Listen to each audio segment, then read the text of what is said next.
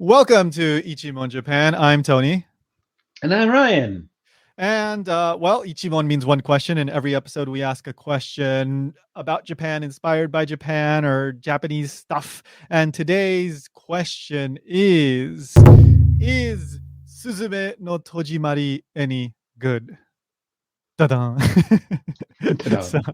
da-da. I thought that Yeah. done before the question. Yeah. Oh yeah. Well, I'll do it again then. That's my second done. So, but all right. So if you're a longtime listener or watcher or whatever, now we've started uploading the video to YouTube. But if you're a longtime listener of the show, you know that we've done 2 episodes on Makoto Shinkai films. The first one was on Your Name, Kimi no Nawa, and then we did another episode on Weathering with You, which is Tenki no Ko in Japanese. Basically, if there's a movie that I've for some reason missed or haven't watched, we turn it into content. That's kind of the premise. Now you're like intentionally missing movies so we can turn them into content. Yeah, exactly. It's like, hey, I have to watch this for my content. But I mean, no, but I do enjoy anime and I do enjoy watching films, and so if I can turn it into a thing for the episode, great, works out even better. So this is the latest film, Suzume no Tojimari. In English, they just call it Suzume, just Suzume, no Tojimari, just Suzume. But in Japanese, it's Suzume no Tojimari. So the movie came out in Japan in November. I think it was November 11th of 2022, and it was again the latest film by Makoto Shinkai, who is of course super well known for Kimi no Nawa and a bunch of other stuff that he's done, but mainly Your Name, mainly Kimi no Nawa. That was kind of his global breakout super success that has become like the top grossing anime film, I think, maybe film of Japan, or anime film at the very least. And the latest one, last I checked, was number 4 on the rankings of these anime films. So it was quite a success. It's quite well received, I think. And I hadn't watched it, so I specifically watched it for this episode, and I went into it knowing pretty much nothing. I didn't really care to look up anything. I just wanted to watch it and assess it for what it was. Ryan, I think you saw it when it was in theaters?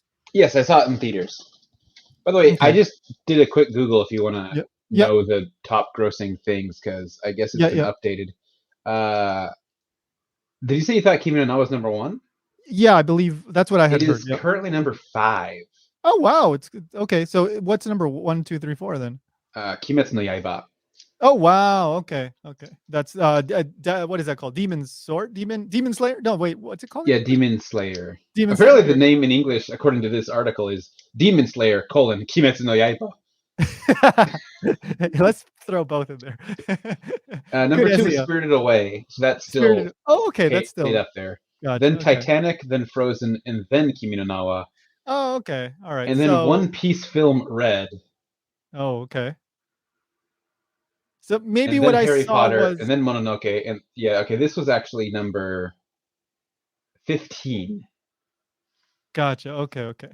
So maybe I was looking at like a ranking for the year for Kimi no Nawa, Well, and this is having Western movies too. If you only put it with Japanese movies, this would move up like 7 slots. gotcha. Okay. Okay. So it's complicated. Depends whether you throw in anime, Western movie, But anyway, it is a top grosser, I think. Being within the top 20 or so for Yeah, I think it what's was it at called? least the number 1 of the year it came out. Yeah. Suzume no Tojimari. I mean, it's certainly a big deal. Super Um, Mario Brothers is right below it. I didn't know that was quite so huge too. oh yeah, well, I mean, it did pretty well globally, but I guess even in Japan, people loved it. So hey, good for the Mario Bros. I didn't watch it, so and we're not going to do So an that's our episode on next that. one, right? No, we're not going to do an episode on that. No, thank you. Anyway, yeah. So I watched it. Ryan rewatched it as well. Just before we did this episode, and we'll hold off on our thoughts for what we thought, but we'll I'll just say I enjoyed it, and then we'll get into the details afterwards. But let's give a quick recap. So we are gonna go over some spoilers and all that. So if you haven't watched it, well, you can. Here's the point where you either choose to stick through this or bail out. But we are gonna go through the story. So the story it focuses on a 17-year-old high school girl named Suzume. And Suzume, by the way, I didn't see how it's written in kanji, but it's most likely sparrow, like the bird It is sparrow. not. It It's not. is. Okay. Yeah, I paused the screen because there's a part Mhm. where her sister or her aunt texts her, and Mhm. it has it, Gotcha. and Okay. it's the like bell, I think, Bell. Oh, okay. and then the That makes May sense. is like the plant May. Gotcha. Okay. But it does sound exactly the same as the word for sparrow, and I'll get into that later. That has potentially some meaning, but we'll explore that later. Anyway, so she lives in like a little kind of more rural area of the Kyushu, the area of Kyushu. And Yeah, I don't recall if they she actually say the town, but yeah, Kyushu. I think it's Miyazaki Prefecture somewhere in, I think so. They But it, she like I think all the towns she goes to are technically identifiable, but there's like this weird thing where they never explicitly state it, so you have to like look at traffic signs they're driving by and stuff. right, right, right. Yeah, yeah, um, yeah. But I was watching a video. I think they said Miyazaki, but anyway, not it's somewhere in Kyushu, a little bit more rural. Makoto Shinkai likes the pretty rural areas like your name. There's the Mitsuha was from a rural area. She was Um, from Gifu. yeah, I think so. Yeah. Um, so yeah, so she's from there, and she's going to school one day, and well, the whole movie starts with like a dream thing, and you don't know exactly what's going on, and then you find out at the end what that's all about. But anyway, so the actual kind of start of the plot is that she's on her way to school, and then some like attractive guy kind of walks by her, and he's like, hey, have you seen any abandoned buildings around here? Just as that happens. Yeah, yeah, just asking a random high school girl if she's seen a random abandoned like area seems a little creepy, but he's a good looking guy, so that was good enough for Suzume, and she tells him like, yeah, I think there's some over there, like She's immediately in love with him for no reason, because as they walk by, I remember distinctly in her like inner dialogue, she's like, "Kirei." yeah, yeah. And I think she does. Does she call him an ikemen? I think she or I remember Kirei. I don't remember if there was yeah, other somebody descriptors. uses the word ikemen to describe him. But anyway, she Hmm. she does, yeah, Kire, she does describe him as basically attractive, pretty, handsome, whatever, however you want to translate that. Anyway, so and then she moves on, she goes to school, and then what is it? She No, remembers. she's stalkerish. She actually goes after him. She goes to the Oh yeah, yeah, abandoned yeah, place to yeah. look for him. He's not there. Gotcha. Yeah, yeah, he's not there. Yeah, yeah. So instead of going to She's school, already decided they're soulmates yeah, from yeah, one yeah, yeah. question. That's kind of weird, right? Like that's one of those I moments think her where inner dialogue, she also says like, "This is creepy. Like, am I a stalker or something like that?" yeah, yeah, yeah. She does. I remember that. Yeah, yeah. So at least she acknowledges that, but she goes to this like abandoned. I think it's an old like onsen town, old like hot springs like resort kind of thing. So, and just for anybody that's not aware, there are tons of places like this across Japan. Like, the Japanese population is shrinking. It's concentrating in these big city areas, especially Tokyo, Osaka, Nagoya, like those big cities. And a lot of these places that were built, especially during the bubble era, like you see a lot of old theme parks and like amusement parks that's going to come up later in the movie as well, like they're just dead, right? Because there's just not enough people to support that, and they go out of business. We saw this in Spirited Away as well, kind of an allusion to this. So this has been going on for a long time, like back in like the 70s, 80s. There was a lot of construction, blah blah blah, and expansion, but basically the population has grown, the economy has declined, and a lot of these places have been abandoned, and people are getting older and they're going off to the cities. So this is a big theme throughout the movie. So anyway, yeah, she goes there, doesn't find him, goes back to school. Well, goes to school, gets there late, um, and then she sees something like there's like an earthquake, right? And then she sees She this sees thing, smoke coming from the place she was at earlier, right, right, but no right, one yeah, yeah, else sees it. right, yeah, yeah, yeah. She describes it as smoke, exactly. And then she gets out of school somehow, right? Like You can just leave, I guess. yeah, like I that's not I don't know, like she must have jumped the fence, I guess. Or just run out the front doors, like, hey, come back. So she just, hoofs it. She goes out back to the place, and this crazy like thing is going on. I don't know, like this. They call it. They end up calling it a worm, right? But this thing is like coming out Mimizu. of this. Yeah, Mimizu. They call it a worm, and it's coming out of this door that she had found, and she had opened, right? She also Uh, walked through it because she saw mysterious imagery on the other side, I guess. I don't know. yeah, yeah. And so later we find out that she kind of caused this worm creature to come out, and then by she's I don't remember exactly what the sequence of event is, but it ends up being that she tries to shed it, but then the handsome guy Sota, he shows up, and so he's like coaching her and helping her. Yeah, they kind of Uh, shut it together. yeah, and they shut it together, and then everything seems like it's okay, even though like this absolutely ridiculous thing happened. And he's like, "Don't worry about it. Just forget what you saw here." It's like, I just saw something And she pretty does, crazy. and then she goes home and the movie ends. Yeah. Like, can you imagine? Like, if that's what so just forget what you saw here. Like, I just saw the most ridiculous thing I've ever seen. Like, I don't think I'm gonna forget that. But anyway, he does he get hurt? Right? Does he gets kind of hurt, and she has to. Yeah, some like a pillar falls and like cuts his arm a little bit. Yeah. So she takes him home, and is kind of like helping him with like first aid, and then a cat shows up, and she gives it food, and she's like, "Oh, you're so skinny. Here's some food." And then the cat starts talking, Suzume. Yeah, yeah, yeah.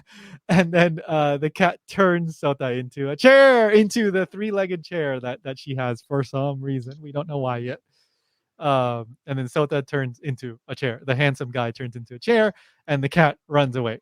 And they run after it, and there's it's pretty funny, right? Like the chair, Sota turned into chairs, running after the cat, going through the town, and people are like, "What the hell's going on?" And she's running after the chair and the cat, and there's this whole ridiculous thing, and they end up on a ferry, uh, heading to Shikoku, which is another island. Specifically, I think it was Ehime. I Uh, think it is Ehime. yeah, which Ehime is known to be a very rural place. Like, yeah, Shikoku in general is quite rural, but Ehime in particular, like, yeah, it's quite rural. Anyway, they head to just Ehime. Just she I've gets been there. on. It's not that rural. I've seen more rural. But can you think what's like a famous thing in Ehime? Like, I can't think of something. Ehimejo. Okay, there is Ehime-jo. All right, I've never been to And Ehime-jo. apparently, like, I didn't see it myself, but I think like Ehime Station, people say there's like orange juice on tap. What? That's what people told me. I had a job interview there, so I actually went down there Oh and wow.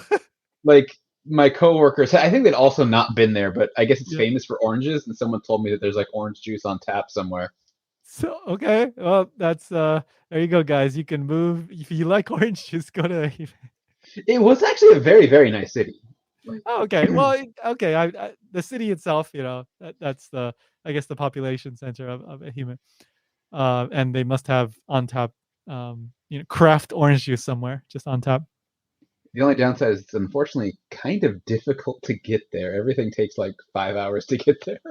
Well, see that's I guess that's kind of the larger thing that I was trying to get to, because it's not like, for example, Kagawa is connected to the bridge right by Kobe, basically, right? Like there's the what's it called, the Seto Inland Bridge, I think. Maybe I'm confused there, but Yeah, like Ehime's on like it, the other side of the island. yeah, Ehime is on the other side, so it I might guess if actually you're be easier. ferrying from Kyushu, it's not so bad. Though it does take Yeah, the whole night. yeah, it takes overnight apparently, which is still quite a ways away. So this high school girl just runs off with this talking chair, chasing after a cat, and heads off to Ehime by herself. Uh, well, with the chair, that the talking chair that doesn't have to eat. It doesn't. Yeah, he's not hungry anymore. Not that I don't know how he would eat as a chair anyway. Uh, so yeah, they go off and search for the cat, because the cat has, well, okay. So the initial impetus is because the cat turned him into a chair. They don't. Yeah, I want to undo that. Yeah, they want to undo that so that they can. Well, they end up realizing that the cat was actually a keystone, which was holding the door and closed, I guess, and like keeping the crazy worm inside, and keeping Japan safe. From Um, derelict buildings. from derelict buildings. Yeah, yeah, yeah. So yeah, so Suzume starts to like explore Ehime going after this cat. She sees it, on like social media and stuff. It starts to get coverage on, I think, even the news, and they name it Daijin. Daijin can mean minister, or it can mean it can mean a god as well. And as we kind of come to figure out, like the cat seems to be some kind of deity that was protecting, I guess, Okay, I Japan. guess I didn't follow the little Twitter feed on her phone. Well, I didn't know that's where the Daiji name came from. I was just like, wait, why is his name that suddenly? Yeah, I'm not. I don't know. I think the general population named it that, right? Like, 'cause I remember them saying like, "Oh, it's called Daijin," but they didn't name it. Yeah, they Somebody. just kept calling him Kanaishi like the whole time. Yeah, yeah, yeah, And then like halfway through, they're suddenly just like Daijin, and then like run after him. Like, eh, yeah, the yeah, name yeah. changed. Which But again, she I does think this. like Twitter updates. I guess I do remember one where she's looking at like the internet updates, but Yeah, yeah, my yeah. eyes were drawn to the name of the account was just called like Neko News. Nico News. I love that. So I Cat guess News. if I had not been reading the title, somewhere in there is where they named it. Yeah, that's. I think that might be the best Easter egg in the whole movie. Nico News. I need to follow that account. So anyway, Just yeah, following random cats around Japan. yeah, yeah. Today, Mr. Kitty-chan just showed up in, Osaka Station or something.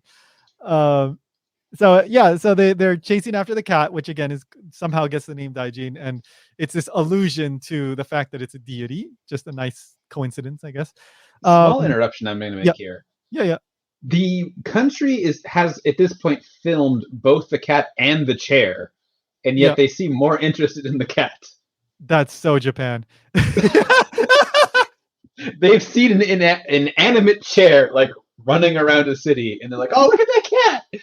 Yeah, but it's not a cute animate chair, so they don't care that much. If it was a cute animate chair, then they'd be talking about the chair. I think that's a realistic. That's the most realistic thing about this entire movie. So she's in He-Man. She ends up in the not in the city, right? Like in the more rural area Yeah, of. yeah, she's. I don't. Again, I don't remember if they actually say the town, but she's in some like, little mountain village, like a ryokan.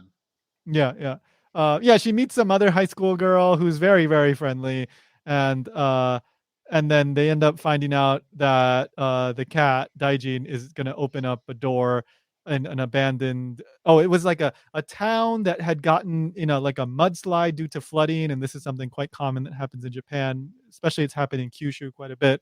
But in this case, we're talking Ehime. So it was I an think she just abandoned sees the town. smoke coming from Oh it yeah, again, yeah. and that's yeah. Yeah, and then so she starts to like head there, but then the random girl that she met, just like, "Hey, I'll take you, I'll take you." So she pops her on the scooter and takes her.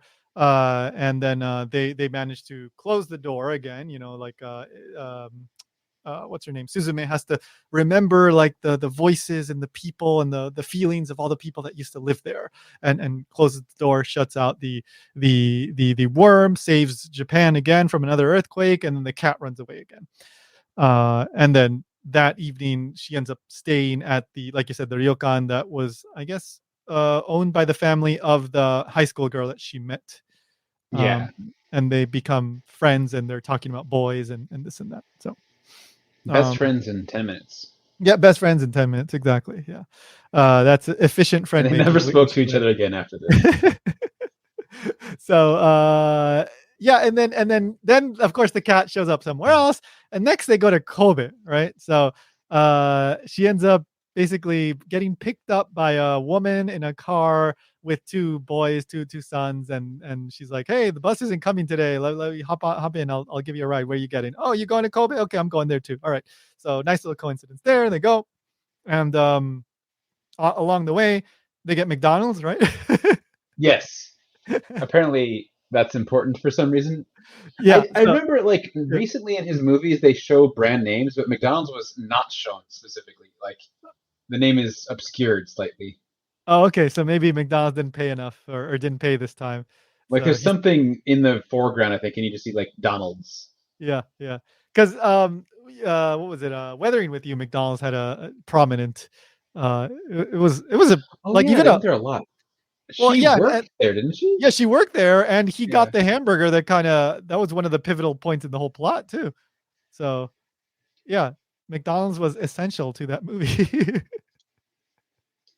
I think there might have been some commercial to promote this one, Suzume no Tojimari, with McDonald's. I think I didn't see it myself, but I think I heard that in some video that I watched. So maybe there it was the real McDonald's push was to promote the movie rather than in the movie itself. But anyway, so Suzume is in the car and they're like, "Oh, did the cat just talk or whatever?" And then what's up with the chair? And everybody's just like, because she's traveling around with the chair that's Sota, right, which is a three-legged chair, and everybody's like, "Why do you have a chair with you?"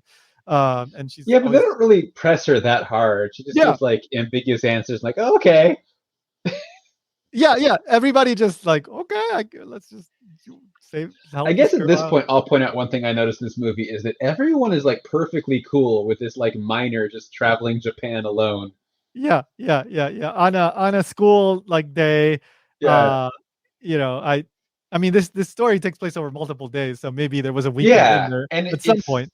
it's But during. Oh, you do see dates. I think it's in like November or something or September. 'Cause- okay, But like it's during the school year, and no one's yeah, ever like, "Well, we should send you to your home or call the police." It's like, "Oh, have fun in your adventure." yeah. And meanwhile, on over on Tanky no Call, it's like let's catch this underage kid. Like the whole movie is like him running away from everybody. Well, because he went to Tokyo. I guess if you go to any other city, everyone just helps you run away from home. Yeah, I guess so. I I think guess the so. Kobe lady even gives her a hat and says like, "Oh, now you look like a Chanto runaway or something like that." Uh, yeah, and she basically gives her a job. She's like, "Hey, work at my snack." So okay, so she gives her a ride, and then she ends up Suzume ends up like staying at that lady's place, which also turns out to be a snaku, which is kind of like a bar, but also there's like karaoke, and the female employees tend to like you kind of chat it up with the customers. But these are like smaller, kind of more intimate locations rather than like a fancy bar or anything like that. I think they captured the atmosphere of a Sanaka just perfectly. People like singing old like karaoke songs and like usually a Ghibli slightly older songs. and like a slightly like older kind of demographic too. So I don't know. I liked that and the dialects too. Like each region had its own dialects. Like the Kyushu dialect, like I recognize that from personal experience. The Yeah, Ehime very, very dialect, strong. yeah. The Ehime dialect, I don't have personal experience with, but still, I was kind of cool. And then Kobe, I lived there in the Kansai area, so super identifiable immediately. The So that Ehime was one was where everything ended with Ken, right? oh, okay, that makes sense because even like in the Okayama area and Hiroshima area, there's a lot of Ken, so it makes sense Mhm. that whole area would have that. Yeah, um, yeah, I I was can't thinking remember that while I was exactly. watching this, since we're Mhm, doing this for like mostly an English speaking audience, is like mhm. how many things people will have no clue of if you're just watching in English or with subtitles. Yeah. This is the kind of thing that would like stimulate a Japanese audience and maybe even give them like those kind of like nostalgic feel if they're originally from that area or Yeah, something, or even for me, right? Like having lived in some of these areas, like it has meaning to me, but this goes over the head of somebody that doesn't have that, and that's nostalgia yeah, is definitely a big theme in this, and it is. you kind of need some familiarity with Japan to pick up on a lot of that, I think. It is, and I do think that for me personally, some of that made the film even more enjoyable. But if you and maybe that's like a cheap kind of aiming for the, as they call them, the member berries, right? Like South Park did that famous episode where it's like, I hey, mean, hardcore in this. yeah. Literally, remember the voices of the past and the happiness that used to be here. Yeah. But nevertheless, I still enjoyed it, and I it's like, oh, like I how can I put it? Like you get to feel that kind of old Japan that is a little bit disappearing. So I did like that. I did like that. But anyway, Since yeah. we So mentioned the karaoke, I'll say like the yeah, whole soundtrack too is from like yeah. the It, past. These are like mostly extremely famous songs. yeah, extremely famous like 70s, 80s songs mostly. Um, a lot of 80s, maybe a little bit of 70s. These are the songs that even younger people might know simply because it pops up on media or their parents listen to it. Mm. This is like, you know, even in the US today, like even younger people may have heard of like stuff that was popular in the 70s and 80s because it's just become part of the culture. And the same goes in Japan and in the car section. in the road trip section of the movie. Like there's so many of these songs, and I knew all of these, and these are songs that I also like because I've just heard them so many times living in Japan. Um, so yeah, so Kobe, and then what happens is as she gets to work in the snack in that little bar area, and the cat also shows up like it looks like this kind of fancy like dandy as they call them in Japanese, like gentleman kind of Okay, character, right? that's what the lady says, but like on screen, it's still just the cat. So the normal people, I guess, see him as a person, but I does I she? talked with my wife about this Yeah, because it was really confusing because this is the only time that ever happens. Because true, when they're outside of the snaku, true. everyone just sees a cat. That's why it's on the Neko News. That's so true. Yeah, yeah. This is the only time that you see him disguise himself or itself as a person. Um, My wife actually assumed that the hostess lady just like thought she was talking about one of the guys sitting next to the cat mhm. because it seemed kind of inconsistent that only in this one moment is he disguising himself and never again, and it's not even like represented on camera. Right, right, right. I don't know if that's true or not. It just seemed like a weird moment. Yeah, yeah, yeah. No, good point. That is the only time we see that happen. But I don't know. So anyway, the point is that then the cat, runs away, and she has to chase after it. They end up at the abandoned amusement park, and there's another door there. She has to shut it closed. She almost ends up walking through it, which the implication is that she would die and never come back. Um, because you're not supposed to go into this is kind of like the other world, like the other side. I think in the English translation they call it the ever after, but in Japanese it's the Tokoyo. Tokoyo, I think it was Tokoyo. Um, Tokoya. Tokoyo, Tokoya, Tokuya? Tokoyo. I think because yo is world. Tokuyo. I don't Yeah, remember, something like yep, that. yep. But anyway, so they close it, but the cat runs away again. Like Sota tries to catch it, but and kind of does, but then it runs away still. So because he has to save her and this and that. Anyway, and this whole time so what's her name? Tamaki. So that's the aunt of Suzume. Is like messaging her like, "Where are you? Where are you? Where are you?" Because of course, Suzume just disappeared. She just ran off. Like, of course, she's gonna be worried. With some Um, random guy too in her yeah, with some eyes. random guy. Yeah. And so it makes sense for her to be worried. So then they start to track her, and they figure out like how to track her with her phone, and so the aunt, because Suzume's parents have died. She lost them when she was like 4 years old. Well, The actually, we aunt don't know is what happened to the father. we don't know what happened to the father. That's true. That's true. We just know the mother. Yeah. Well, anyway, if you're watching this, you probably already know what happens. But yeah, they died in the 2011 Great Earthquake that happened in Tohoku. But anyway, the aunt is the caretaker, and she's trying to figure out like what's going on here, and where she's getting all these messages in her phone. But anyway, the cat runs away again. They figure out, oh no, now it's in Tokyo, so now they have to get on the bullet train. The chair and Suzume, they get on the bullet train, and they go off to Tokyo. I'm going to interject here again. Yeah, Up until this point, it is portrayed as if she has no money because she's like hitchhiking and taking buses. yeah. And then suddenly she's just on a Shinkansen and like has loads of cash, I guess. Yeah, so there is a part where she says like, "This is gonna like I'm gonna have to use up all my savings or something like that to buy this ticket." So I guess she has access to a bank account. Because even the ferry boat Yeah, at the that costs beginning, I money. think she's technically a stowaway. She like just kind of runs on board. Oh, okay, I didn't even think about that. It That's doesn't explicitly show it, but yeah. like she's clearly in a rush, and we don't see her go to some ticket thing. She just like runs on. That is tricky on a ship, on a Yeah, ferry. I think that's hard. That's harder to pull off than on a train.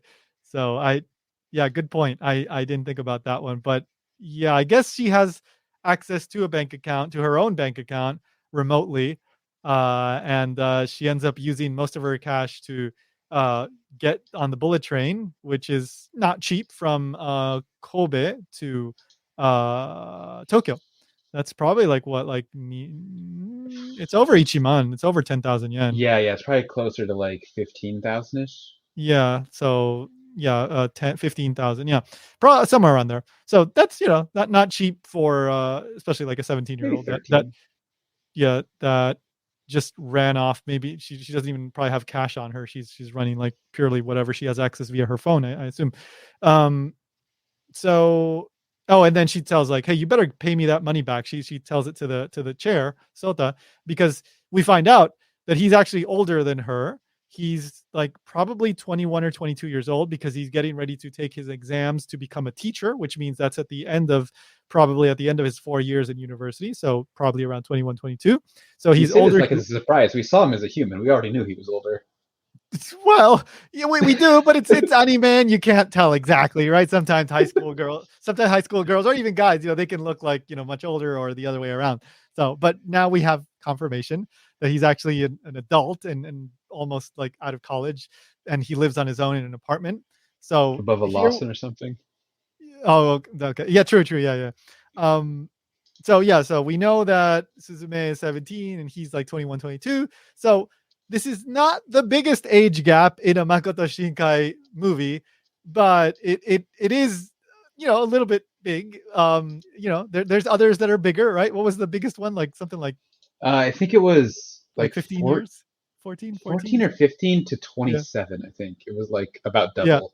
Yeah, yeah, yeah. So Makoto Shinkai is kind of known for having his male female protagonists fall in love, but they actually have like large gaps in age, and that can be kind of creepy in situations where it's like you just said, like a 14-year-old and a 20-something-year-old, and Technically, in Kimi no Nawa too, they didn't know it because they're yeah, time traveling when they body yeah. swap, but I forgot the exact year, but one of them is like 5 or 6 years older than the other. I think it's even a little bit more. Well, anyway, yeah, Maybe. something like Yeah. that. It is something like that. Yes, yes. But anyway, yeah. So that's just continuing on with one of the tropes that he's known for. But they end up in Tokyo. She goes to his apartment, and they're trying to find like now it's like the big one, right? Like the this is like one of the most important doors. Like if this one is broken open and the worm gets out, like Japan is going to have a huge earthquake. It's going to kill like thousands and thousands and thousands and thousands of people. Like, so this is a really big deal, but they don't know where the door is. It's kind of shrouded in mystery. And actually, more of the detail of this whole history with the doors and these people that close doors, like Sota, like so he's a door closer. This is like a job of some kind. More of the history of this is expanded upon in the novelized version. So if Oh, you there's a really really novel? want to, yeah, Oh, this was written written. as an original script, though, right? They just novelized the movie. So my understanding is that Makoto Shinkai wrote the novel. So I'm not sure which he wrote first, but I mean he always wrote it with the intention of making a movie. So it's kind of Okay. like it's canon, I guess you could say. If I can interject here, since we're Yeah, talking about the mystery door, I thought this was funny and paused the movie to point it out to my wife. He also reveals that he comes from a long family line of door closers for like generations, yeah, and that this is like some famous door that was closed in Tokyo. He lives in Tokyo, and she's like, "Where is it?" Like, I don't know. yeah, yeah, yeah. Like, how do you not know? Wouldn't it be one of your family members who closed this? Wouldn't they tell you that? That's a very good point. And like I said, there is a little bit more to the history of the door closet and all that in the novel. But yeah, they it's shrouded in mystery. They don't know where the door is, and it ends up being like it's under the Imperial Palace or something like that, right? Like I guess where the original Edo castle was. Hmm. So they end up finding it because the worm starts to come out again. Comes out of a And subway tunnel. right, right. So she somehow makes it to it, and uh, anyway, so how does this all play out? Like he does end up like basically becoming the keystone, Sota, the Yeah. chair, right? So he at this so up until this time, every time they went to bed, he was having more and more difficulty like waking up. Hmm. And in his dream world, he's like sitting in a chair, just like staring at the beach. And while they're on top, he sees some dream where he's on his chair and he just like gets covered in ice. And then the Uh-huh, uh-huh. chair stops moving and kind of gains like a little spike bottom. And then Hmm. the cat tells her that he's the new keystone. And so she Right. has to like stab it into the giant worm thing Hmm. Hmm. to stop it.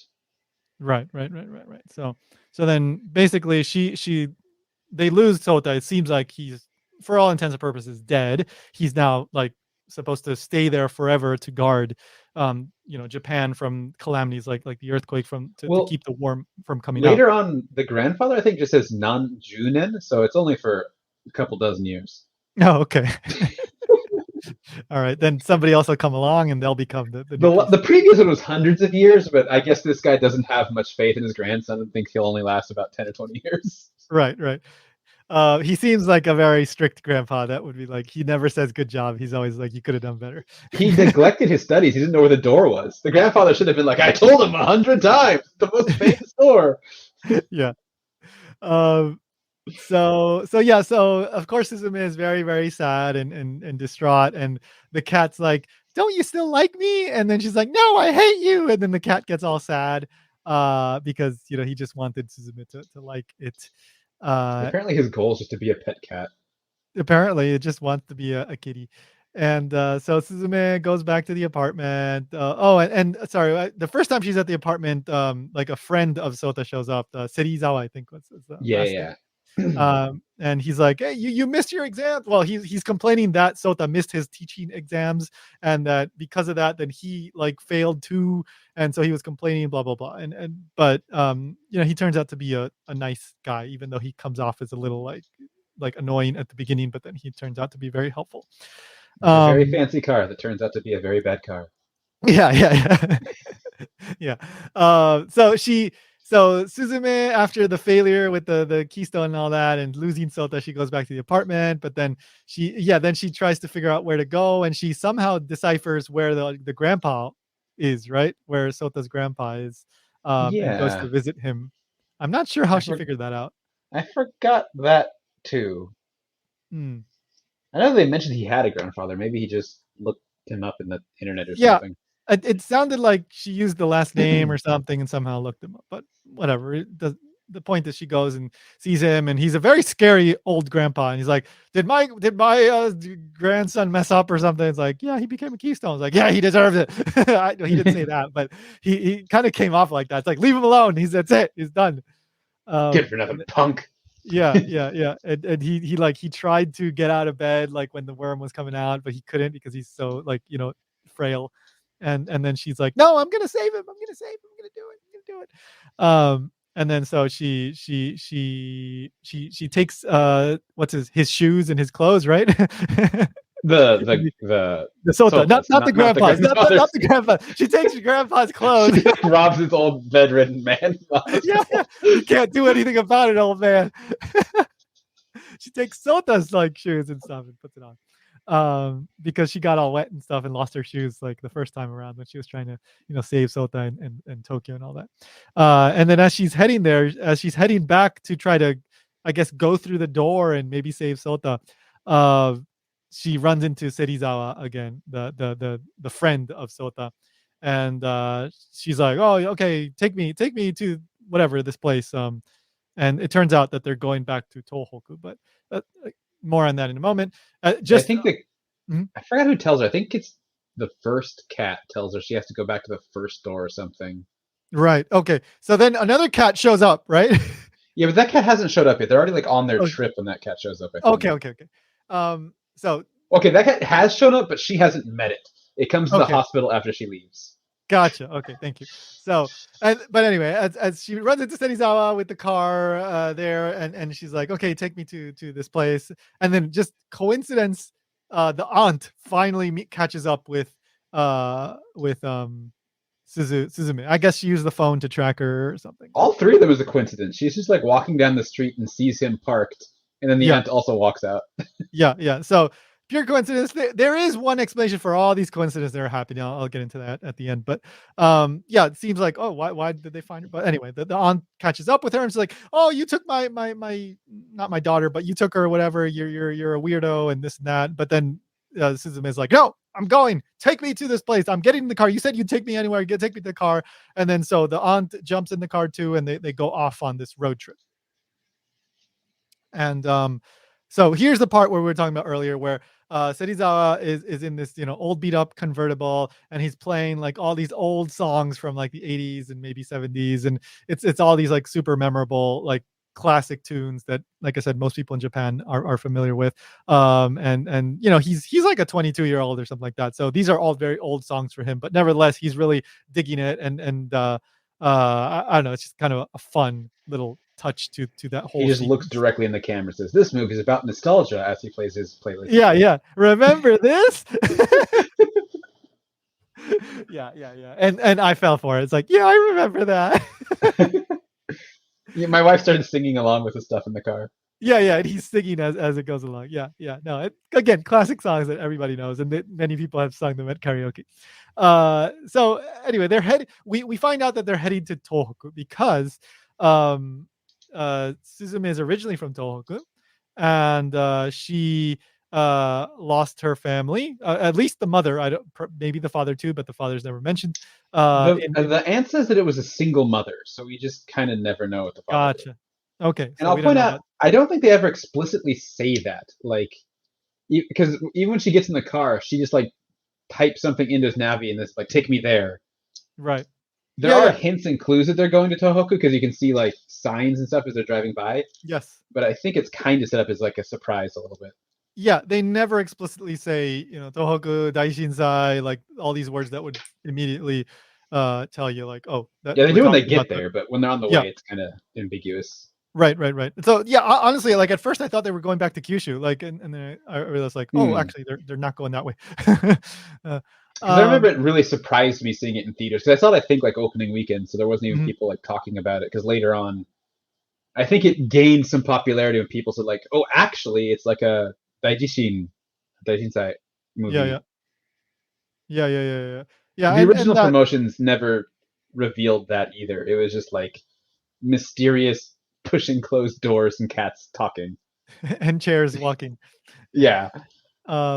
So anyway, yeah, they're in this old beat up car of his, and the convertible like roof doesn't close properly, so it starts raining, and they're getting wet. They have to stop at a rest stop, and at some point, like we said, the other cat shows up. So Sadaijin. there's Sadaijin. Yeah, there's two cats, right? So Who named Daijin, Sadaijin? and well, okay, so this is an allusion to like Japanese history, and also like Hina Matsuri. There's these dolls and this whole thing. But anyway, in history there's the Udaijin. So U comes from right, the kanji for right. Udaijin is the right daijin, and that's the original cat. Even though they don't call him Udaijin, that's Udaijin. Udaijin represents like power in like the history, and then knowledge is represented by Sadaijin, and they're kind of a representation of like the yin and the yang. So not that one is good or bad. It's just there's light and dark in the world, and they play off of each other. The world, that's how it is. So that's kind of the interpretation of the cats. Well, I meant it But more they're literally because like social media named the one cat, and the other cat just shows up and is like, "I'm Sadaijin." yeah, no, that's true. Yeah, he's like, I like that name. I'm just gonna go off of that name and just I'm gonna Or play off of social it. media just got it right, and that was his name all Yeah, along. good point. Good point. Yeah. So This cat just they're looks like a Daijin to me. That feels right. yeah. But again, it's the deities, right? They're actually supposed to be deities. So okay, so the explanation for all these coincidences, all these things, is that it's the deities, and they're all like guiding everything that's Yeah, the happening. cat has. It's kind of funny when you think of it retroactively. The cat was literally guiding them, but I guess they were under the interpretation that the first cat was actually opening the doors. Yes, exactly. Yeah. So that's what you kind of come to understand as you start to think about it and see what happens. That actually the cat was trying to guide and help uh, them, rather than help them also in order to be liked by them, especially Suzume, I was going because to point out, like, it feels like an aha moment, like, this is why it's actually been happening, but I immediately thought, like, wouldn't their problems have all just been immediately solved if the dumb cat had gone back to being a keystone right at the beginning? yeah, yeah, So, but although see, he wasn't opening the doors, he's still 100% responsible for all of them opening. so okay, so then yeah, that's totally true. Yes, but also I guess the explanation for that is we see the cat at the beginning be very skinny, and the interpretation of that is that Japan people in modern day are not like worshiping the gods anymore. They've kind of forgotten them, and so the gods have become weak, and so it wanted to get that attention, that love from Suzume in order to become strong again, and then that happens throughout the course of the movie, and once kind of I Suzume does what she has to do, then it kind of regains its power and decides to, save the world again.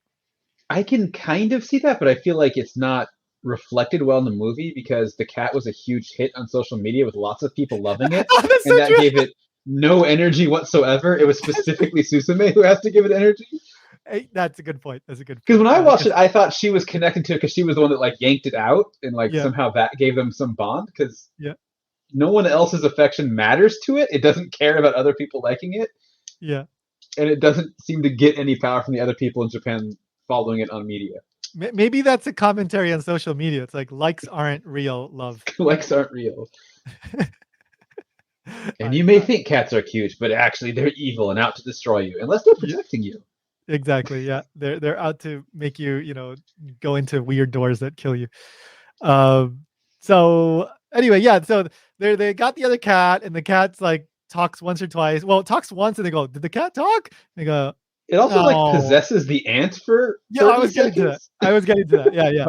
So Okay. so Sadai, so they're at the rest stop because it was raining, and then the aunt is like talking to Suzume because she's like, "Come on, you got to tell me more about what's going on here. Like this is crazy. Like you got to explain to me what's going on." And then Sadaiji, the new cat, possesses her, and she's like just lets it all out. Like you are the reason why I was never able to get married, and I was always worried about bringing people back home because of you, and you ruined my life. And she just really just spits it all out, like all this emotion that she's been having like pent up for the past like 14 years or 13 years.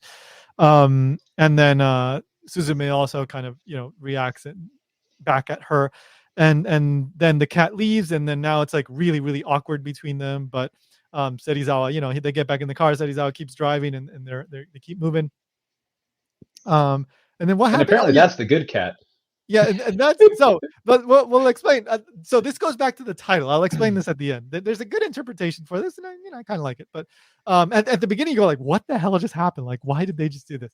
Um, so anyway, they're in the cat. They're not in the cat. The cats are in the car, and they're moving upwards towards Tohoku again. And then the Oh, also cats, just for fun, yeah, initially they start fighting and trying to kill each other, and then they just take a nap together. yeah, yeah. Well, they Suzume is gonna go off anyway, so I guess Tamaki's like, I guess I just gotta shut up and No, no, no, the two cats start fighting and try to kill each other. Oh, okay, okay, okay. All right, I forgot about that. Um, but yeah, they're all in the car. They once again restart their travel, and then one or two of the cats talk. I don't remember what exactly happened. I think the new cat talks. I think the older cat is the small cat Yeah, is like trying to stay stealth to maybe make Suzume happy, but the other cat's like, I don't care. I'll just tell him what's going on. right, right. And then so that shocks Serizawa and Tamaki, of course, because they hadn't seen, they didn't know the full situation, and then Serizawa drives off the road. Yep. uh, and they had a bicycle, like, Yeah, right? there's just conveniently an abandoned bicycle, Yeah, and they literally just find it in the grass right next to where they crash. I said like that's convenient, and my wife's like yeah, the tires are definitely flat, but nope, they're fine. Someone yeah, just yeah, dropped behind a perfectly good bike, yeah. and It they was ride it for squeaky. 20 kilometers. Yeah, I mean, granted, it was squeaky, but that's a very nice coincidence to just have a random bike in this very rural area Yeah, if off you the side ever of the come road. to Japan, you might find abandoned bikes in rural areas. They are not rideable. Yeah, yeah, yeah, yeah. Um, but so here's an interesting little thing. The Serizawa, like his car is ruined, and it's off the side of the road. They abandoned him, and he's just there like, oh crap, like they just left me here. But then he laughs, and also the roof of the car like finally closes properly. So Yeah, and then the door falls off. yeah, the door closes out. Yeah, the door falls off. Yeah, I mean, that was funny. It was He very does mention cartoony. earlier that he got it for like a super big discount or something Yeah, used. that was very funny. I did enjoy that. It's very cartoony, but still very It funny. wasn't because right when it closed, Napta, and then the door just falls off. Yeah. But one interpretation of that is that like he just kind of like accepted the situation, and he was like, okay, whatever, it just happened. And the roof closing was kind of like a representation of like his part in the story coming to an end. So yeah, okay, I guess you could go with that. Anyway, so they're on the bike, and they're moving towards the destination, and then they make amends, right? She's like apologizes, is like, yes, like I did feel that, but that's not all I feel to you. Like the aunt says to Suzume, and she basically saying like, look, I had my negative feelings, but I also appreciate you, and I'm glad that you're in my life, and you're part of we're a family. Is the implication, and Suzume accepts that, says something nice too, and they move on. They end up at Suzume's old house, her original house when she was a little kid, and it starts to become like clear here, like, oh, okay, so this all was all happening in Tohoku, and she had to leave her home and relocate to Kyushu. The aunt took care of her, and she Suzume had buried like a diary like somewhere, right? She had hidden that, and then That struck me as weird too, because so this is where it finally fully reveals, if you hadn't picked up on the hints, that she was there during the earthquake, mhm, because the diary has like dates on them, and then the date 3/11 when the earthquake happened is just like black crayon written out. yeah, And a few days after that are, and then like after that, she drew a picture of the door where she saw the girl she thought was her mother, but twist it isn't. mhm, But this implies that she buried this after the earthquake yeah, for some reason. Keep in yeah, mind, after the earthquake, she no longer had parents. yeah, So and she was, I guess, just living in rubble alone until the sister came. And then before they left to go to Kyushu, she just decided, like, hold on, I'm going to go bury all my things. yeah, that was I did question that as well. It's kind of like, at what point would she have had the opportunity to do that? And I mean, she says like she wanted to forget what happened, and that's why she blanked out like those portions. And I guess that would go in line with like burying it as literally like Yeah, burying those memories. the blink out is fine. It's just like it Yeah, shouldn't be there. If anything, it should right. be buried back in like Kyushu or something. Yeah, and honestly, because I can't see very well, and I couldn't see the street signs and stuff like that you're mentioning. That's at the beginning. That's why I almost thought like, oh wait, are they back in Kyushu? Like back at the aunt's house? Like Uh, so that confused me for a bit, and then I realized, oh wait, this is all like Tohoku. Like because again, they never at that point in the movie they don't verbally say like the Daishinsai Tohoku. They like I figured it out, but yeah, until it's then it hinted wasn't at, but they clear. don't directly Yeah. say it. So and I can't see the text that's on screen, so that kind of went over my head at the beginning. But anyway, it is what it is, and so she realizes like she has to kind of go back to where this all happened. She realizes that there was a door there that she accidentally went into when she was a child, and she ended up in the other world, and so she has to go back there, and maybe if she goes back there she can save Sota, the former chairboy, that's now the Keystone. And so she does that. She finds the chair, not the chair, the door, and Yeah, goes she finds through the it. door. Yeah, goes through it, and then goes to um finds Sota, right? Um She sees a big pile of weird magical ice that has the chair stuck in it on the top. If okay, that okay. counts as finding Soto, yes. Yeah. So and this is like this is where so throughout there was another point in the movie where was it the aunt asks her like she asks her like what are you where are you going or something like that, and she's and then Suzume Oh, asks like to find the person that, and this is ambiguous, she says skina hito, right? No tokoro, she says I'm going to where this person that I like slash love, depending on the interpretation, you could go both ways, is right. I'm going to find this person. in Japanese you can, but the translator have to make a decision. I Yes. So the first time I saw it, I saw it in theaters in Japanese, no subtitles. The second time we watched it, it had subtitles, and I think it went with love. Yeah. Yeah. And here's the thing though, like skina hito, like 90% or more, maybe Yeah, 99% of the time, it's not like I like coffee, it's like, right? yeah, especially for a person. Yeah, for skina hito, that phrase is pretty much always used in that way. So it's a very strong implication, very, very strong implication that she has romantic feelings for him. I don't think it's particularly ambiguous by that point. Yeah, I guess Um, I'll point it out now. What yeah, what I said before we started recording is that I have a problem with the director's forced in love triangles, not triangles, love stories, yeah, and this one felt the most forced in because even though this is over days, it's only like 3 or 4 days. And if you pay attention, she has like very little one-on-one time with Sota. Because whenever there's someone else there, he just yeah, doesn't talk. yeah, yeah, And most of the time, it's like they find their new like family for that area, like the one in Ehime, the one in Kobe, and she just kind of like leaves him at home and like goes off with them, like working in the bar or playing with the kids. So Yes. they have And like 4 conversations, and now they're in love. yeah, and at least, of course, it's also possible they had more conversations off screen, sure. But the interactions that we see, I there's don't think very it little. is because their conversations always end with them going to sleep and then start in the morning. Yeah, and well, and what we've seen exactly, like there's no real substance there. Like there's she ends up finding out that he's studying to be a teacher like way after the fact. It's like And he with the has a real. good friend. I guess that's enough to make her fall in love. Yeah, yeah. This So other guy likes him. yeah. He must be wonderful. And honestly, like I never really get the impression that Sota like feels that way about her. I remember in theaters the first time being surprised by this like suddenly we're in love thing. That's why I was paying more attention to like their relationship the second viewing Yeah. because it just seems so out of the blue.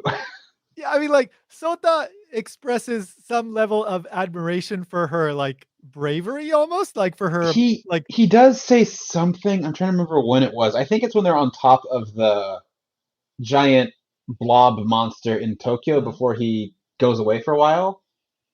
He says something like "Kimi ni ayata" or something like "At least I was able to true. meet you." Yeah, yeah, I forgot about that. Yeah, he does But yeah, say that's that. like the only time Yeah, ever. and it's like the last words that he says. It that Yeah, when I I think heard it's supposed that, to be like "Ayata yokata" or something, but it yeah, doesn't even when I finish. when I heard that, I felt like it seemed kind of tacked on. Like I thought, Yeah, like, yeah, you didn't have to say that. Like it seemed like I guess I should say something nice about her before I disappear. and she took it very seriously. Yeah, it's like, but you said this, but I didn't think I was gonna see you ever again. So anyway, so she finds him and brings him back, and in that whole scene, I don't remember exactly what she said, but again, there's more strong implications that she really like is expressing uh that she has these like strong feelings for him, and it's strongly implied that it's at least the vibe that I got is that it's a romantic feeling, right? Yeah, I do not think you are wrong. I think Mm-hmm. everyone got that, and if Mm-hmm. it was not intended, then he did a very bad job with his dialogue. Yeah, and here, I mean, we've already kind of we're beating around the bush here, but I that like I enjoyed this movie, but that romance angle seemed unnecessary to me. Like I think you could have left that out and still had a fun, enjoyable movie with a lot of with all the meaning that he's like put throughout the movie, all of this, things about acceptance and Japan modernity and blah blah blah. Like I think that was like you didn't need to have that. Like they could have just been friends. She could have just been trying to save somebody and understand that he felt bad about her being put in the situation. He should have been there to save the world at the beginning, but then because he messed up at the beginning, then he put her in this situation, and then there's reasons there that could have been worked with instead of like shoehorning in that romantic angle. Yeah, I'm exactly the same page. Whenever anyone Mhm. asks me about this, my review is always like, it's very good, except the romance makes no sense and adds nothing and feels forced in. Yeah, I yeah. feel like there's especially a missed opportunity because in the last 1/3, they have all these like issues between her and her aunt. They should have just made the aunt a more prominent character going throughout the whole thing and made it more of like a family relations drama kind of story instead of just like, oh, and now I'm in love with this random guy. Hmm, hmm. Like Yeah, there's more reason to warrant that than right. just random dude she runs into. Yeah, I see that. I see that. Yeah, yeah. So again, yeah, that's like we kind of we really talked about this a lot in the Weathering with You one as well. Like there was really not much to go off of that romantic relationship there either, and And like, and it's yeah, okay to just have friends. Friendship exists. yeah, yeah. I mean, like One Piece, like that's like the huge thing, right? It's not really a romance or anything. It's just like a bunch of nakama, like these friends just coming together and having this adventure, and like it's not really about the romance angle. I think that's perfectly fine. But again, like I don't think said this in the show, but I know that there has been, I think even Makoto Shinkai himself has kind of implied that the production studio, they push him to do certain things, and maybe some of that is like putting in like more romance or this and that because it's worked before, and studios want to see the same formula again and again. So who knows how much is him, how much is the production studio pushing him to do certain things, and who knows if it would be better with or without that. I don't know, but just it is a reality that now that he is who he is and that he's achieved the success that he's achieved, there are a lot of invested parties and they want to see certain things, and so he has to deliver on that as well. I am sure they are pushing him, but I'm still suspicious of that excuse because Mhm. even before he was famous, he was still shoving in unnecessary romances. That is absolutely true. Yes, I yes. honestly suspect it's more like the studio saying tone down the romances. Like, no, this is the core of my movie. It's no, I want a 20-year age difference. Yeah, the original love interest was the old man at the karaoke bar. It's like, Makoto, come on, like, make him younger.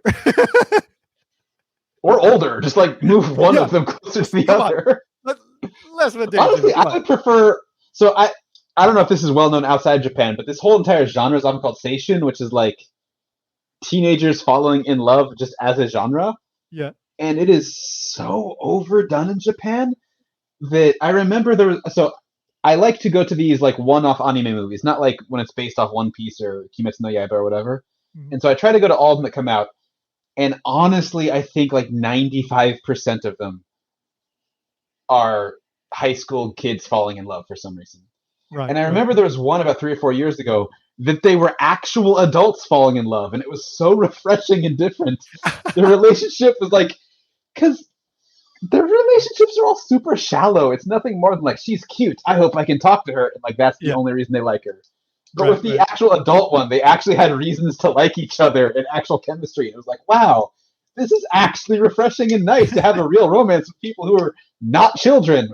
Right, right, right, right. But I think that movie didn't do very well, so now we have to go back to just 16-year-olds in love. Yep, it's, whatever sells, right? That's the, that's what gets made. But It's anyway, funny because in America, everyone's like, "Oh, anime proves it's not just for kids," but then Japan, they're like, "Oh, it's all for kids. We can't have any adult characters. It has to be a 16-year-old." well, it's not necessarily for kids. It's always 15, 16-year-olds and then like, even adults watch Yeah, that. So it's the Pixar approach that like everyone can like enjoy it, but yeah, they're overwhelmingly specifically high school ninensei. yeah, yeah, yeah. It's yeah, I don't know. That's a very good topic to dig into, but let's leave it at that for now. Let's finish off the little summary here. So, That just oh yeah, before anyone points out in yeah. the comments, the other genre is elementary school girl goes to a magical world. Well, isekai, just general isekai, just I didn't some really think of it as isekai. Just like that's the Ghibli formula, but even the non-Ghibli studios yeah, heavily rip that off. yeah, yeah. All right, so yeah, so finishing off the movie here. So Sota, she saves him because she like expresses her emotion and all this, and then the cat Daijin is moved by this. She sees she just the cat decides to become the keystone again, and both of the cats like they end up they using them as the keystone, and Sota helps out, and it's this whole big beautiful thing, and they save Japan and the world, and they put the worm away again, and they come back into the oh no, and of course there's the pivotal Oh scene here yeah. that links back to the beginning where So yeah, they yeah, do go ahead. explain this world is like the world where dead people go, and that all time is now.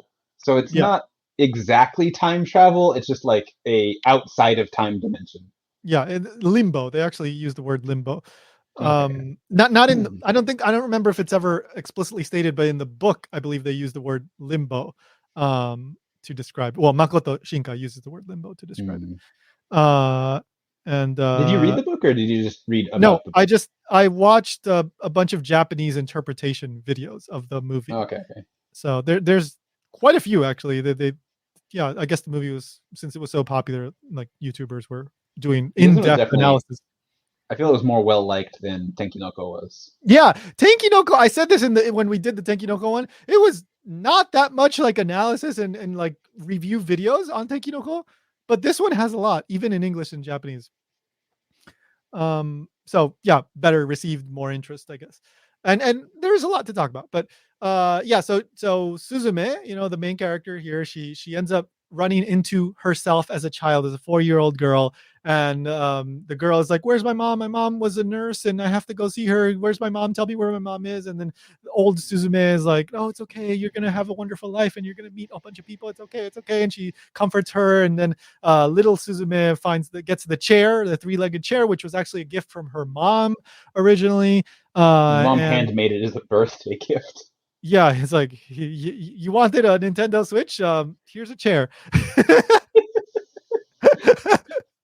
Next year Yeah, you'll like get it becomes a sentimental thing, but like yeah, if there hadn't been a tragedy that the mom was still alive, I yeah. feel like she'd be like, "Why'd you give me this dumb chair for my birthday?" It's like, you grow up 20 years old, you find the chair, it's like, "Mom, what is this? Like, I gave you a chair when you were like 4 years old. Why'd you give me a chair?" We had lots of chairs. Yeah. So they never Anyway, really explain her, but yeah. maybe she was like a woodworker by profession or something? I don't Seems know. like it. She Could was a be. single mother, so she definitely had to work, I suppose.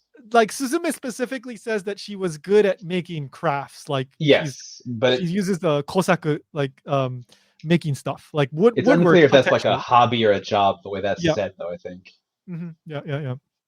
So, anyway, Suzume, the little one, I guess she ends up going back to, the regular world. And then Suzume, the old one, she did her thing there, goes back with Sota. I guess it could be interpreted as a time loop that happens. And then Sota and Suzume go back to the real world, and the movie pretty much ends there.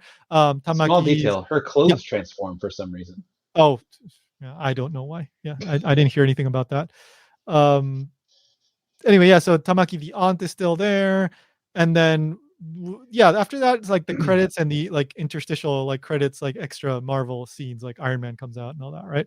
Yeah, Like Iron Man does come out, and they're forming the Avengers Initiative. So yeah. they want the. Actually, kind of to make a joke out of that, since people were filming things, when she jumps on top of the giant worm in Tokyo, no one Yeah. else can see it, but they can see her. So it Yeah. shows it from their point of view, where she's literally just flying through the air.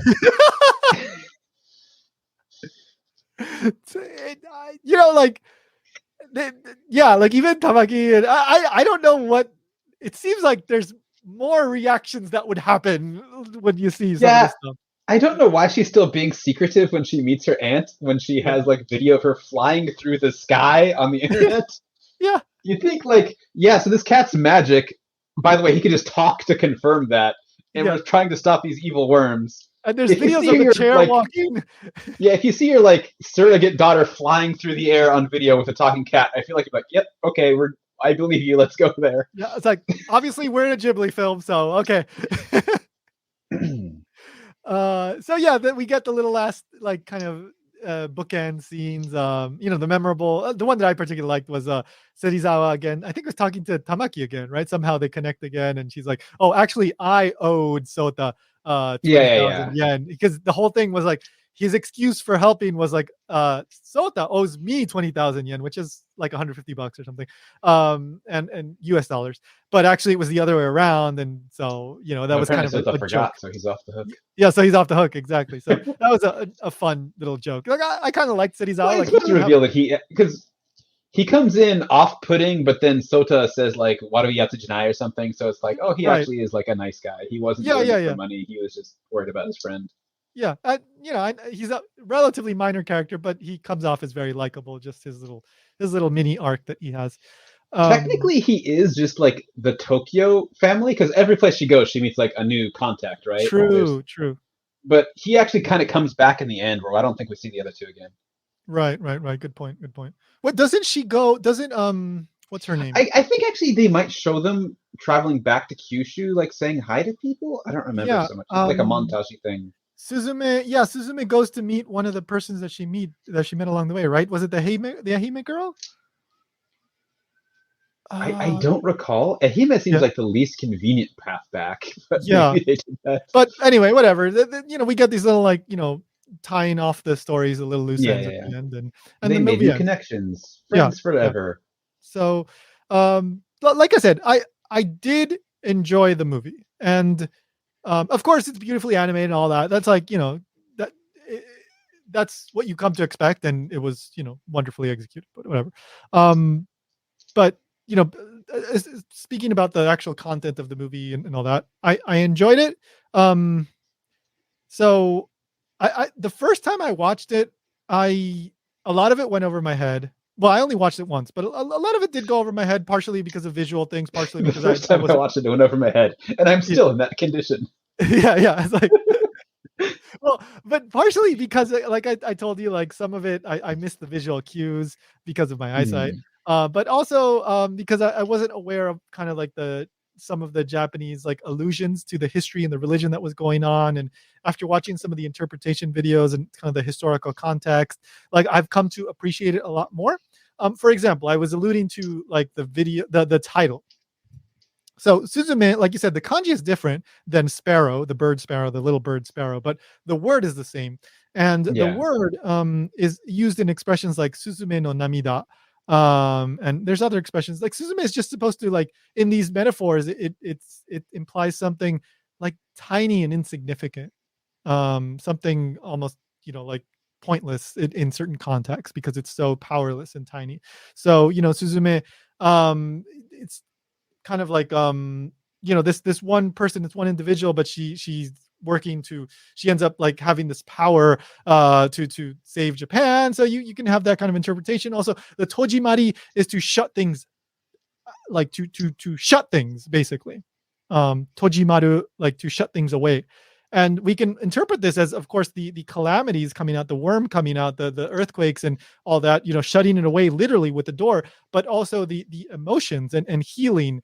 So, for example, the scene with Tamaki saying all these negative things to Suzume in the rest stop area with the cat possessing Tamaki, the aunt. Um, you can't heal, you can't move forward, you can't build those bonds unless you get over those negative emotions. And so the cat, one interpretation is the cat was helping her do that. She spits it out, and then afterwards their bond grows deeper and they come to understand each other better. And so instead of shutting away those things, they let it out, and that led to, I guess, the bonds The healing. deepening. Yeah, yeah, yeah. I'm glad you're saying. I never read any of the people's Mhm. interpretations, but I was interested to hear them. Mhm. And hearing that, like, I think that is good advice for real life. Yeah. However, in the movie, the ultimate solution was to just seal away the calamity. They don't actually let it out. Yeah.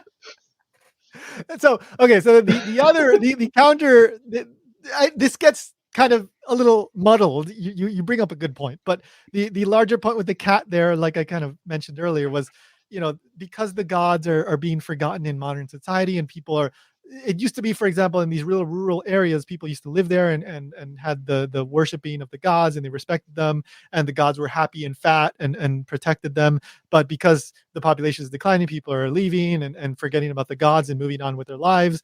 Then these cats are becoming weak, the god cats, and so then the cat just wanted Suzume to like it and to kind of matsuwaru, like is the word that they kept using to kind of raise it up and almost worship it in a sense, not necessarily, maybe not the best word, but to acknowledge it, to love it, and then that would give it the power. And so like we've said earlier, the cat was leading everybody, the Sota and Suzume, around Japan to save Japan, and then in the process have Suzume like it. And then once the cat saw Suzume and understood that it did appreciate it, and it felt that love, I guess, for Sota and all that, then it decided, okay, like I am strong enough and I can do this and I will become the keystone again. So Again, it like I makes can sense, I understand guess. why Yeah, people want to do that, but I don't yeah. feel that's reinforced by the movie because the cat doesn't want to go back to being a keystone. It even says So it's sad that it can't become her cat. yeah, yeah, yeah. I mean, uh, so And she doesn't have some awakening of love and appreciation for the cat. yeah, She's just trying to sacrifice herself to save Sota. So at least not hearing this interpretation, just watching it, I interpret it the cat realized that he could not have Suzume, so he figured, well, I guess I'll just go back to being this so I can, because the cat clearly likes Suzume. So like yeah, rather than like let her sacrifice herself, I guess I'll sacrifice myself so that she can be happy, which yeah. doesn't line with that interpretation. Yeah, yeah, yeah. No, I know what you mean. I know what you mean. And um yeah, like there is a lot of allusions also to Japanese like religious kind of mythology, Shinto mythology with like Izanami and Also, before we go Izanagi and on, all the this other stuff. Yeah, cat, no one apparently is in love with it, and it's just apparently. fine. Yeah, it's just whatever, like, oh, we're gonna be a keystone again. It's like, okay, whatever, okay. Yeah, we're not okay, whatever. It's just there. Um, yeah, so there are a lot of allusions to like the Izanagi, Izanami, like these gods in Japanese like mythology and all that. Like the Are there markings just on because the there's two? so the markings on the cat are an allusion to was it Izanagi? I think the male god that like what he washed himself like the Yeah, out he of he the cleaned his eyes and that created yeah Amaterasu, but yeah. So um but he those are cleaned kind both of his eyes because the other one made Tsukuyomi, I think. yeah, Tsukuyomi, exactly. Yeah. And then the nose, the snot created Susanoo. He's a booger monster. Yeah, he's a booger monster. Yeah, he's a wild booger monster. Um, so like Makoto Shinkai's background comes from like I think literature and history, and he likes this kind of stuff. So, but he also purposely keeps things vague, and like Yeah. even when he's asked about some of this stuff, he says like I haven't decided, like it's not actually literally decided, so you can interpret it either way. So there's a lot Okay. of allusions to these things, but it's not necessarily one way or another. But also, you could argue, in some cases that can be good art. In some cases that can be bad art. That It is the can be, vibe I got, is that uh, he's making references to things, but that they're yeah, not like concrete or exactly signifying anything. Just like right. this is just kind of how Japanese mythology is, so I'm gonna stick it in here too. Yeah. So that's certainly possible, and to what degree he actually intends it to be a certain way. I don't know. He could be omitting it on purpose, or he actually may have decided, but just doesn't want to tell anybody. I don't know. But the point is that like yeah, there are little things here you can kind of nitpick and this and that, and it's fun to discuss these things, and you bring up good points, and there's the love angle, which again I will restate, I think was not really that necessary at all. Can I ask, did any of Yeah. your things mention specifically why they think the monster worms come from abandoned doors? Not specifically the doors, no, but Because I that was think the weirdest thing it for was weird. me. Yes. Because Yes. they mentioned like the old big disaster that happened in Tokyo like 200 years Mhm. ago, Yeah. and I was just thinking like, what was the abandoned building back then? It was like those curtains, the noren, like just the half curtains. It was just Was that floating, right? abandoned 200 years ago? Like Yeah, I it's just thought that was just like abandoned now. Oh, just no, it's just just some curtains somewhere. just There was abandoned like a floating ramen shop curtains. that closed for the night, and it Yeah, came out of there. just two little floating curtains, and when you open it, the worm comes out. How do I close the note end? It doesn't have a close. You have to clothespin it. So no, I don't remember hearing anything specifically about the doors. I think it was just easy to understand metaphorical thing that ties back to these abandoned places that you see around Japan. So there's abandoned buildings and all that. So this like door, I guess it's a metaphor that in theory works, but I do agree. Like when I first watched the movie, I was like, I don't know. The doors are kind of weird. They're just like kind of floating there, like okay, whatever. Because But I don't want to complain because I think it's fine if there's just no explanation. yeah, But like you have to specifically remember the joy and happiness that came from those places. yeah. And I guess maybe the one that had the mudslide had some kind of tragedy, but the others like they didn't have a tragedy. The people just moved on. Right. Yeah. Because Yep. I thought they were going to like something negative happened here, and that kind of energy builds up and like causes this, but not really. Yeah. So something that I saw in an English language video is like Makoto Shinkai is known for prioritizing like the things that he wants to convey rather than the characters itself. Mm. So you could interpret that this what we're talking about right now is that like he's using these places as purely as symbols rather than really using them to build on like the lore and build the logical like uh, I don't know world, right? Like the symbol of an abandoned amusement park. It's like yeah, nothing really negative happened there, and people didn't like die there, but it's this nice symbol that like signifies this previous era of Japan when the economy was booming and people were building this and that. The abandoned onsen town too, you could interpret it that way.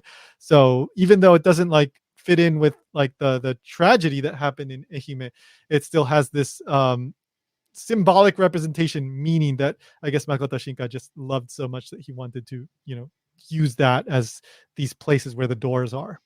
How old is he? Is he just like having some midlife crisis and wants to go back to his childhood in the 80s?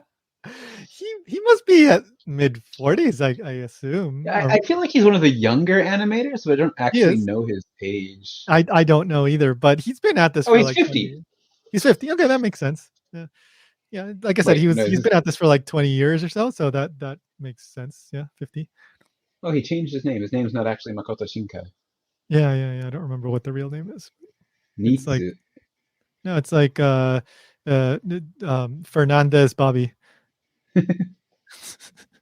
Yeah, I mean, look, yeah, we all like a little nostalgia and this and that, and I do think there's some poignant, things that you can interpret from this, and so like to be honest, like with your name, I haven't rewatched it, but I don't want to rewatch it because I enjoyed it the first time, and I think that if I were to rewatch it, I'd be like, like just I don't know, I'd be too busy picking it apart to enjoy it as much.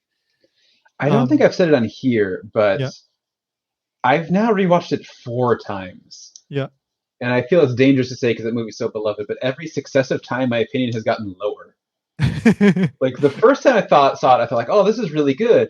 So I showed it to my parents just to like show them something Japanese so they could, because they Yeah, always want to like connect with me living in Japan some way. uh-huh. And they loved it. And without the big like shocking twist being a shocking twist, it was like, oh, this is not as good as I remember, but it's still okay.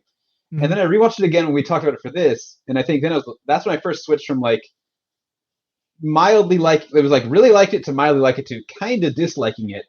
And then Mhm. only a couple of months ago, I watched it again with my wife, and I was like, this is kind of bad. I think So it has a I powerful emotional twist that draws you in, yeah, but if you get past that, there's just a lot of issues. This one, watching it the second time, it's not a twist, but I think it was surprising to see because when you're lost in the movie and you don't have any context to see it, you don't expect them to go to uh, like a Tohoku earthquake yeah. place. Mhm. Especially because up until then, all of them had been just like abandoned places. So even if they're going north, that wasn't what immediately came to my mind. It's like, oh, it's going to be Tohoku. Yeah. So that was like surprising and I think done well. But even Mhm. knowing Mhm. that the movie's not bad, I'm kind of nitpicking it to be fun for this video, but I'm still positive on it. And you know what's interesting that I think that this movie doesn't hinge on the surprise reveal that it's Tohoku, whereas Kimi no Na wa, Your Name kind of does. Yeah, it really does. Yeah, like that's such a pivotal plot thing that I mean the whole movie revolves around that. Um whereas with this movie, like it could have been somewhere else, and Yeah, they could like have just had that not be there at all, and just they just continue searching the world, stopping disasters, and it would still yeah, be fine. yeah, exactly. Like I mean, maybe it wouldn't have resonated as much to some people because Tohoku the earthquake is a big thing, but from like an objective standpoint, I don't think it would have changed that much about the movie.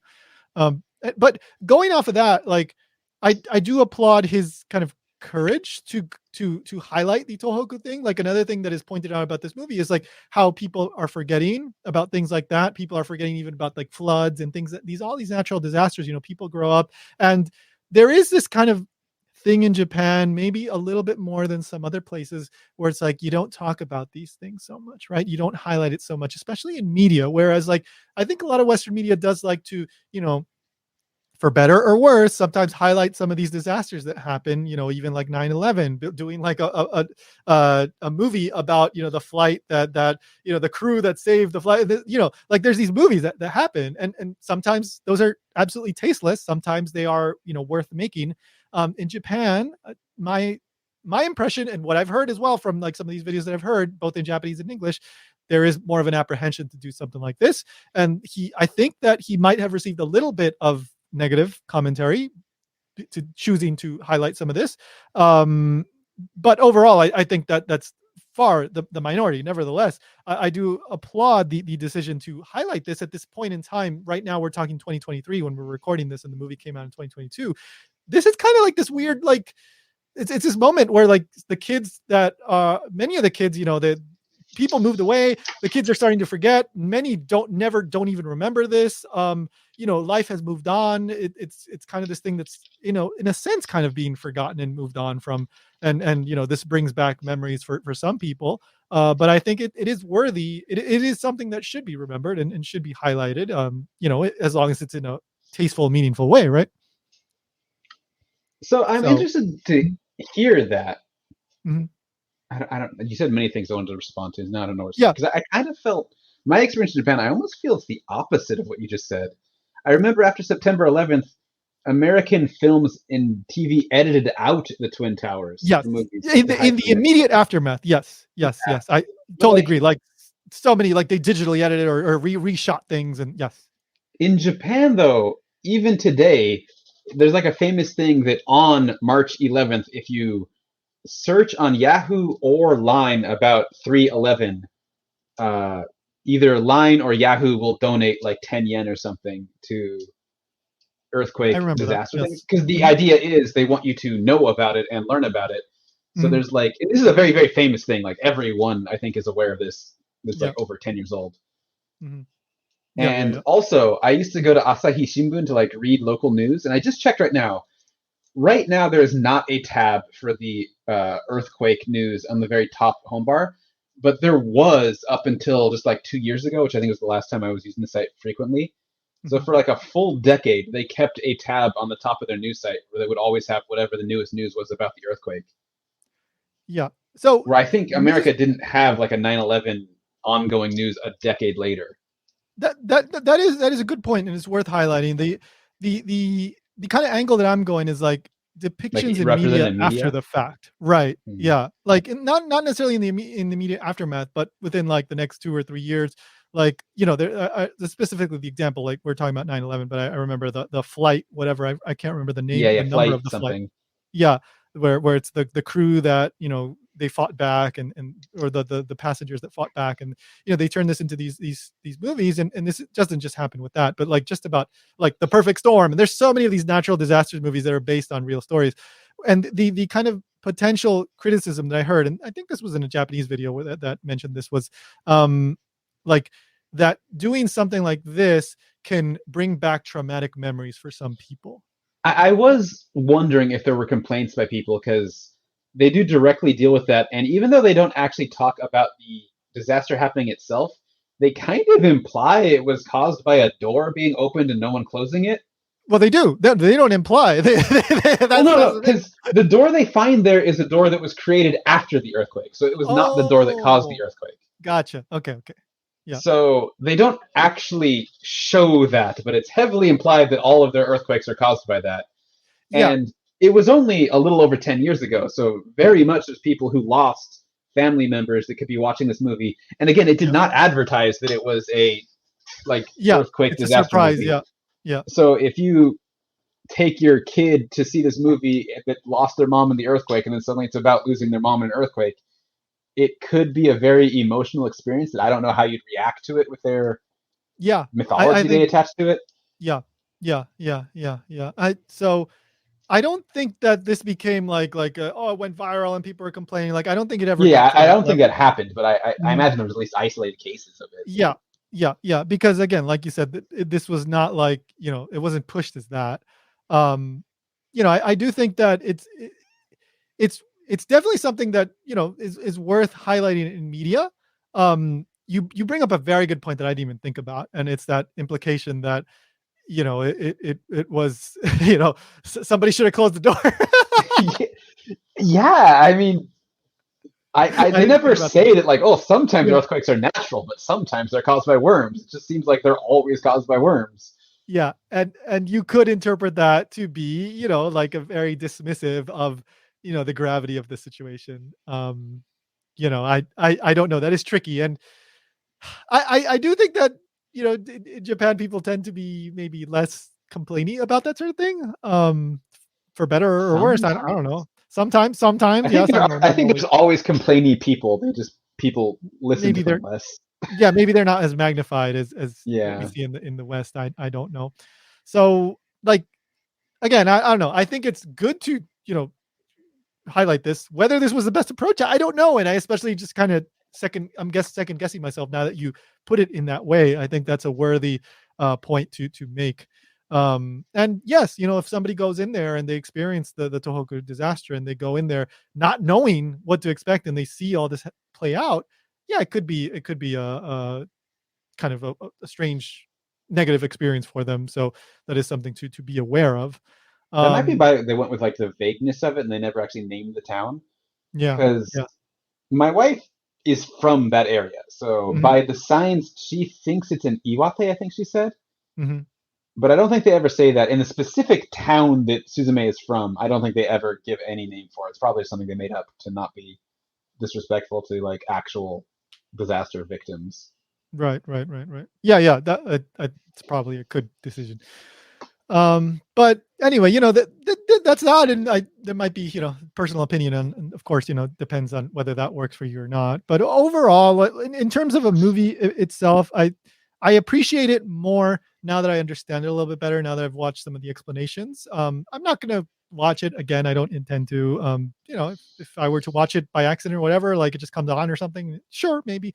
But I do think that I appreciate it more after the fact rather than like on the initial impression like I did with Your Name.